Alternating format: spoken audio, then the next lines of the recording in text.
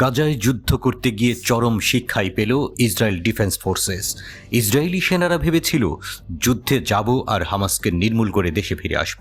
হিসাবের খাতা মিলাতে বসে তবদা খেয়েছে ইসরায়েলের নীতি নির্ধারকেরা। 7 মাস পেরিয়ে গেছে, হামাস যোদ্ধাদের মাঝে ক্লান্তির কোনো ছাপ নেই। উল্টো ইসরায়েলি সেনারাই পালিয়ে যাচ্ছে, হতাশা থেকে নিজেরাই নিজেদের সেনাদের মারছে।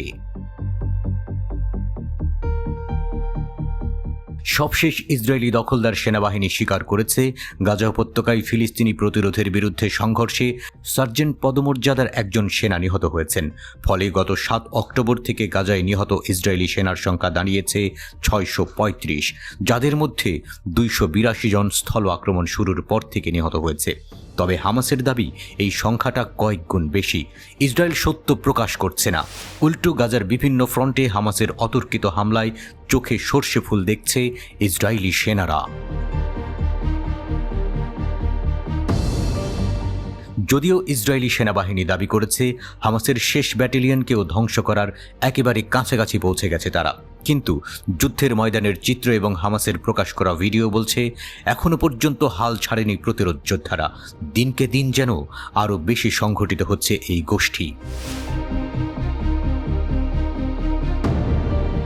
গাজার বেশ কয়েকটি এলাকায় মুখোমুখি লড়াই চলছে হামাস ও ইসরায়েলি সেনাদের।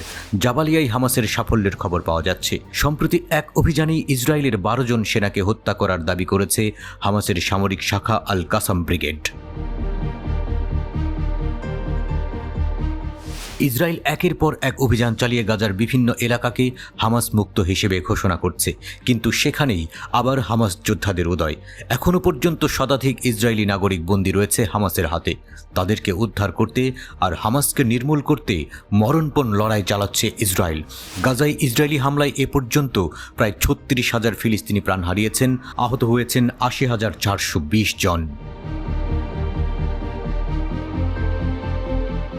মধ্যস্থতাকারীরা গাজায় একটি যুদ্ধবিরতি নিশ্চিত করার লক্ষ্যে অনেক দিন ধরেই চেষ্টা করে আসছে। গত শুক্রবার আন্তর্জাতিক বিচার আদালত আইসিজে ফিলিস্তিনের রাফায় ইসরায়েলকে অবিলম্বে হামলা বন্ধের আদেশ দেন। আইসিজের এই আদেশ উপেক্ষা করে রাফায় স্থল ও বিমান হামলা জোরদার করেছে ইসরায়েল।